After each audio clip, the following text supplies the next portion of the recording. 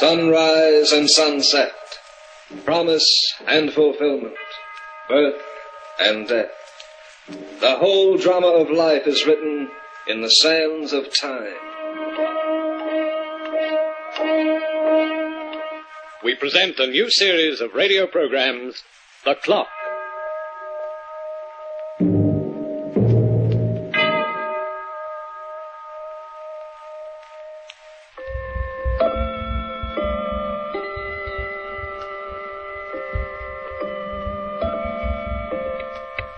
Have you ever seen a one-eyed cat? I saw one once, and its skin was the color of polished ebony. It was owned by a man named Wake, a quiet and gentle old soul who lived far out in the country. You know, people often ask me why I'm always in a hurry, why I never stop or pause. Well, Jasper Wake has never asked this question. You see, for Jasper, time stands still. Yes. Oh, is Mr. Wake at home? Do you have an appointment? I have this letter he sent me. Oh, yes, the practical nurse. Please come in. Thank you. Your name is... Goff. Leah Goff. I'm Mrs. Wilton, the housekeeper. I suppose you know about Mr. Wake's condition. Well, not exactly. Have you had any experience with paralytics? Yes, plenty. Poor Mr. Wake has been confined to a wheelchair for over a year now.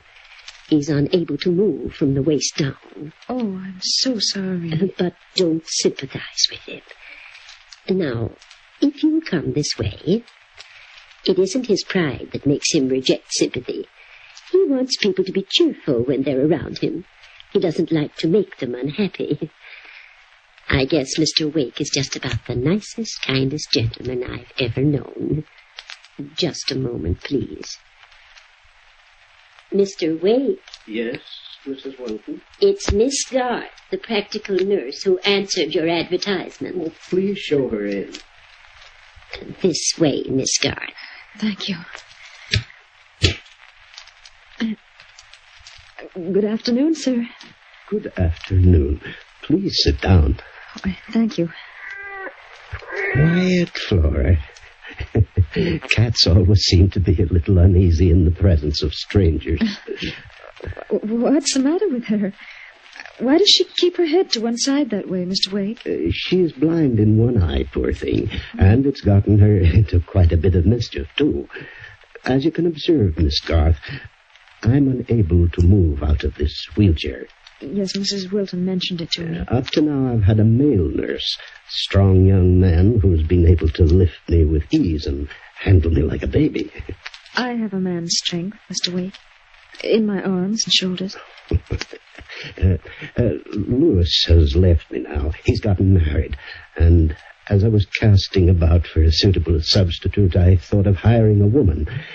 You see, I discovered I need more than mere physical strength in a nurse. You need companionship, Mr. Wake. Yes, that's it exactly. I know how it is to be lonely. And I know how a constant friend can make things easier. You seem to be able to read my mind, Miss Garth. I have a fairly good education, Mr. Wake. Besides, I'm sensitive to my patients. Sensitive? I like to read to them and play for them on the piano. When I go on a case, Mr. Wake, I devote my life to it. And I'd like the chance to devote my life to you. You're an extraordinary woman. I don't want this position unless I can be sure I'm badly needed. I want you to feel that every minute of the day, every hour, my thoughts are only for your comfort. Your salary... Oh, I don't care about the salary. Oh, this home, it has a wonderful atmosphere. A chance to belong and be needed. That's all I ask for. Nonsense. You'll be paid and well paid. I'm a rich man, if a helpless one. Oh, you won't be helpless any longer, Mr. Wake. I want so to help you. Oh, I'm sorry you'll think now that I'm giving you sympathy, but it isn't that. You'll be giving me much more than I'll be giving you, Mr. Wake. I need someone to depend on me, or I can't exist. And I need someone to depend on. I think we'll get along very well, Miss Garth. I'm sure we will, Mr. Wake. Oh, Flora.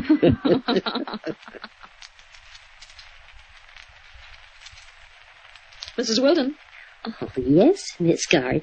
Have you been hired? I have. Oh, I'm so glad. It'll be nice having another woman around the house. Up to now, it's just been Mr. Wake and me, since Louis left. Oh, I'd better fill you in on the routine.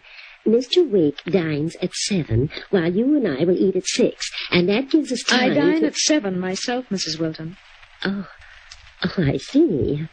Well, I suppose I can change my hour. There'll be no need for that. What? Mr. Wake and I will dine together. You'll eat by yourself, as usual. Oh, you have a beautiful garden, Mr. Wake. And you seem to know a great deal about flowers, Miss Garth. I've always loved delicate and gentle things. Yes, you're a gentle person. A very gentle person. And I'm glad you're here. Mrs. Wilton? What is it, Miss Garth? I left my shoes in the hall this morning. Did you see them? Yes. Then why weren't they polished? Miss Garth, I think it's about time you and I came to an understanding. I'm neither a bootblack nor a chambermaid. Since you came to this house 3 weeks ago, you've done nothing but order me around. And I'm getting just a little tired of it. You. Perhaps that will put you in your place. I won't stand for that. I'll tell Mr. Wake. That's what What? Oh, my arm. You're breaking it. Oh, please, please. I could wrench your arm out of its socket with a twist of my hand, Mrs. Wilton, and I assure you that if you annoy me again, I'll do just that. Oh, please let me go. My shoes are still in the hall. I want them polished within the hour. Do you understand? Yes, only please don't hurt me. Oh, don't hurt me. I've brought your milk, Mr. Wake. You're very sweet to think of it, Miss Garth. Now you finish it. Come on, every drop. It's good for you. That seems to be your only concern. The things that are good for me. Have you been happy since I've come? These past 2 months have been wonderful. I've never known anyone as kind or as self-sacrificing as you. And I've never felt so contented. Oh. I want you to know, sir, that... Well, it isn't because you pay me. Of course not. I would never suggest such a thing. It's just that... Well, you have no one else, and I have no one else. We seem to give each other a great deal of strength and understanding. You've even made me forget my affliction. Even though Flora here keeps reminding me of it. You seem to have such a great affection for that cat, Mr. Wake. You keep her on your lap almost all the time. Poor Flora is rather handicapped with one eye, and she has a habit of running between people's legs when they walk. I hold her on my lap to keep her out of mischief. You see, she's already caused her quota of trouble with me. With you? A little over a year ago, as I was walking across my room, Flora ran between my feet. I tripped and broke my back. You mean she caused your paralysis? Indirectly, yes. And you still keep her? It wasn't Flora's fault that she couldn't see too well. Besides, I have a great capacity for pity and forgiveness, as you do, Miss Garth. Mr. Wake. Oh, what is it, Mrs. Wilton? I've been trying to see you alone for quite a while now. But Miss Garth hasn't given me the chance. I'm afraid I don't understand, Mrs. Wilton. Why are you so nervous, Mrs. Wilton? What's the trouble? Mr. Wake, I'm leaving. Leaving?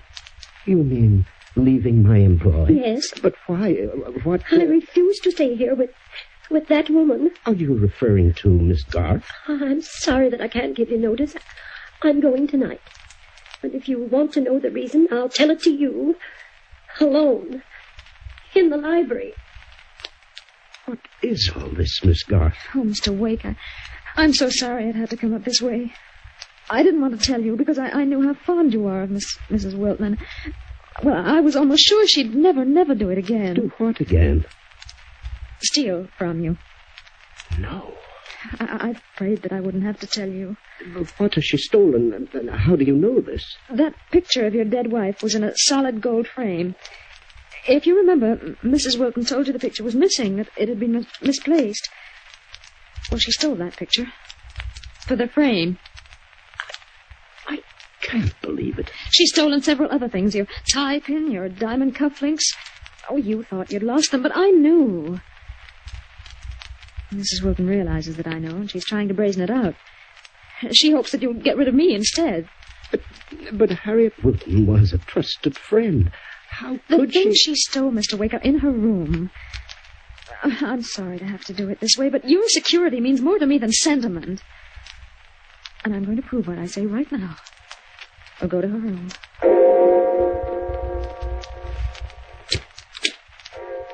I would like to speak to you alone, Mr. Wake.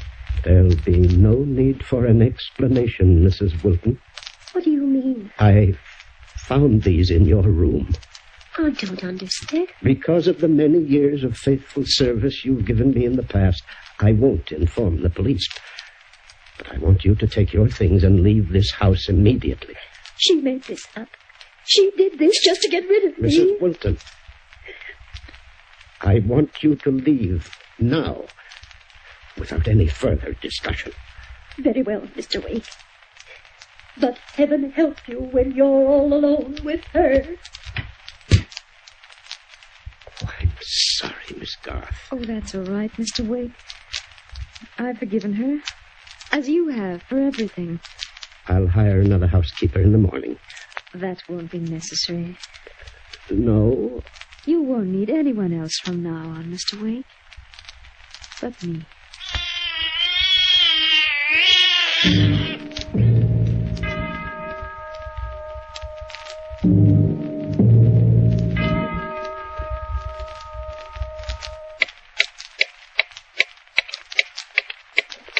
A cat has 9 lives, according to the experts, and the 4-legged creatures can afford a risk or 2. But man has only one, and when he finds that one in jeopardy, each minute becomes more precious than the next, and each hour is spent in staving off his doom. I'm afraid I've become a little worried, Miss Garth. Worried? About what? I just hadn't heard from anyone in so long. I used to receive an occasional visit from my friends in the city, but now... Are you lonely, Mr. Wake? With me? Oh, it's not that, Leah. Leah? Oh, I'm sorry. Oh, please, I've been wanting you to call me Leah ever since I came. Well, you sent those letters I wrote. Yesterday. I don't know why the others were never answered. Perhaps your friends don't want to be bothered. What do you mean? No one is cheered by an invalid. An invalid? You've never referred to me that way before. I just want you to know, Jasper, that I'm the only one you can depend on. I'm the only one in the world who really loves you. Leah. Oh, I'm sorry. I've been holding that back for so long, I shouldn't have said it. Leah, you've been a good friend to me and a great help, but I don't want you to go too far in your own imagination. You mean you don't share my affection? I admire you greatly, and there's nothing in the world I wouldn't do for you. But love, well, I'm afraid I'm just a little too old for that sort of thing. I see. Please don't be hurt. Oh, no, I think I understand. Do you know, I've just had an idea. I think we'll have a little party this weekend. A party? I'll invite some friends, old cronies. It's really been rather dull around the house in the last few weeks. I feel the need of a little company. Male company, I mean. No reflections on you, my dear. But you've written to your friends and they haven't answered. Lazy cusses. But I'll fool them. I'll call them personally. It's odd I didn't think of that before. May I have that phone, please? Very well. Let's see. I'll call my attorney first. An excellent fellow, John Hanley. You'll like him. Funny. Operator doesn't answer. Hello? Hello? Jasper, Yeah? the phone is out of order. Out of... Since when? It's been out of order for quite a while now. Why didn't you mention it to me?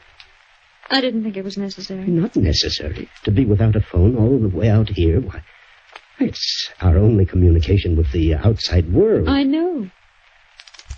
What do you mean? You know. I don't want you to communicate with anyone, Jasper. I want you all to myself. Don't you think you're being a bit silly, Leah? Just you and I, in this lonely house. It's all I've ever wanted, Jasper. Now, look here. Let's stop this nonsense and get that phone fixed. Come along. We'll take the car and drive into town. We'll get a phone mechanic up here in no time at all. Now, what did I do with my car keys? I have them, Jasper. Oh, well, Leah, Yes. did you say you mailed those letters I wrote yesterday? Yes. Then what are they doing in my desk? I was going to destroy them after I'd read them. I haven't had the chance to yet. But it doesn't matter. Oh, never mind the letters. If you're taking me into town right now... No, Jasper. I demand that you drive me in, Leah. You're never leaving here, Jasper. And neither am I. I'll prepare your dinner.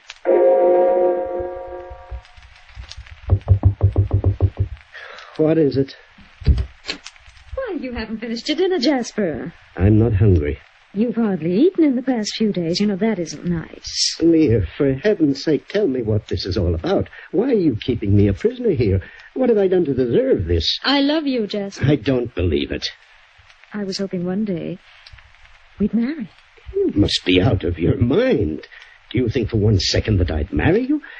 Is that your game? Are you after my money? Frankly, Jasper, you're making it more difficult for me. I warn you, Leah. I love you so, but you won't reciprocate. Well, perhaps you'll do something else. Perhaps you'll sign this paper for me. What's printed on that paper? Your will. And you leave everything to me. My will? Now, I know you're crazy. Jasper. Do you think I can't see through your hideous scheme? Do you think I'm a child? Why, you may be fiend enough to kill me if I sign that paper. And I'll kill you, Jasper. If you don't.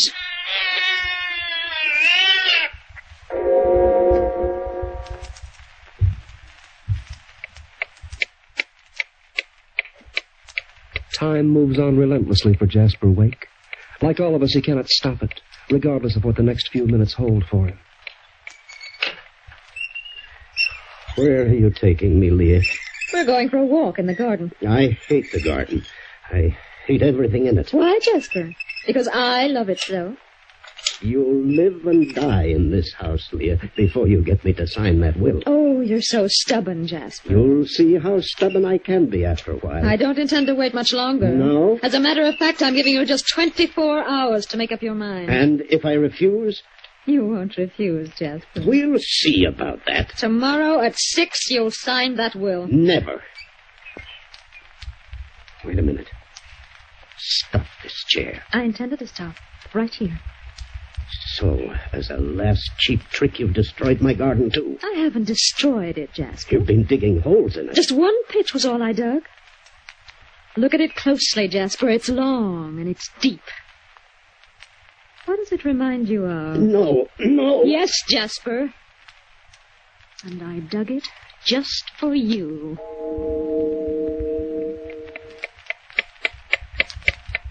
Don't you intend to eat lunch, Jasper? Get out and leave me alone. Oh, you're so irritable today. Why, that filthy little beast. I'll Keep away from her, Leah. You treat that cat as if it was human. Compared to you, it is human. You know, I feel sorry for Flora. Do you? It's unfair to allow a cat like that to suffer. Leah, if you dare lay one finger on Flora... One finger would be enough to take care of its other eye. You're not a woman, you're a female horror. Get out of my sight. Get out and leave me alone. Yes, it's 2 o'clock, Jasper. The will is on your desk. I'll be back at 6 with a fountain pen.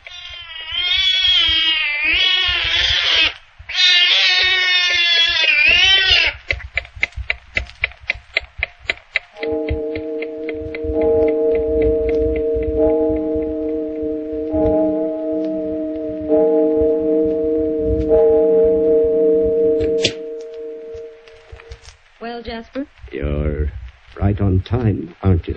Have you made up your mind? Suppose I sign. Then what?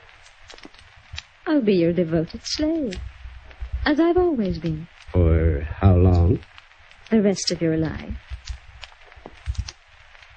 Do you see what I've placed on that table, Jasper? It's a bottle of chloroform. A few drops on this wad of cotton, and you're finished. Do you want this cotton across your face? Will you let me live if I sign that will? A bargain is a bargain. Give me the pen. You're very sweet, Jasper.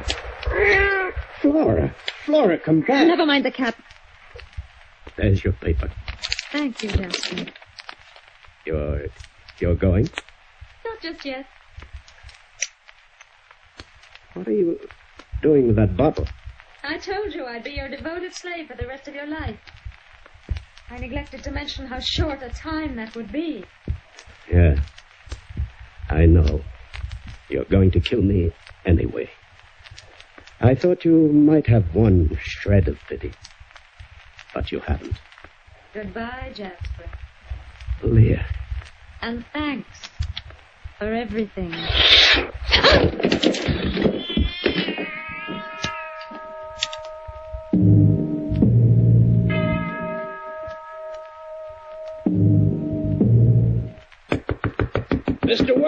Mr. Wake, open up! Break the door down, Sheriff. I know something's happened to him. Mr. Wake! Mr. Wake! Mr. Wake! Where are you? I'm over here, Mrs. Wilton. Oh, are you okay? Mrs. Wilton here said somebody might be trying to murder you for you. I've been trying to get you on the phone, Mr. Wake, for days. Then I noticed you never came into town anymore. And, I'm quite all right, Mrs. Wilton. That woman, where is she? She's wanted by the police. Yes, you were right about her, Mrs. Wilton. Quite right. Where is she? Did she get out? No, she's in the next room, Sheriff. In the next But room? there's no hurry. She tripped over Flora here when she tried to kill me. She can't escape. She can't even move. She's paralyzed.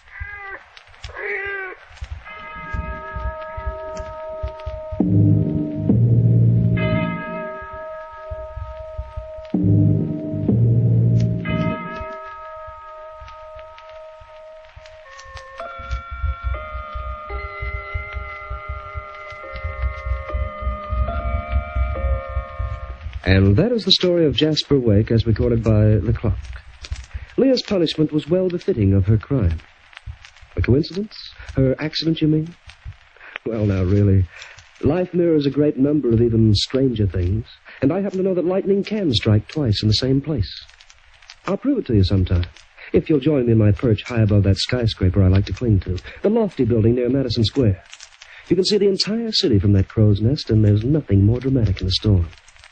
So join me there some evening, and the two of us can pass a little time.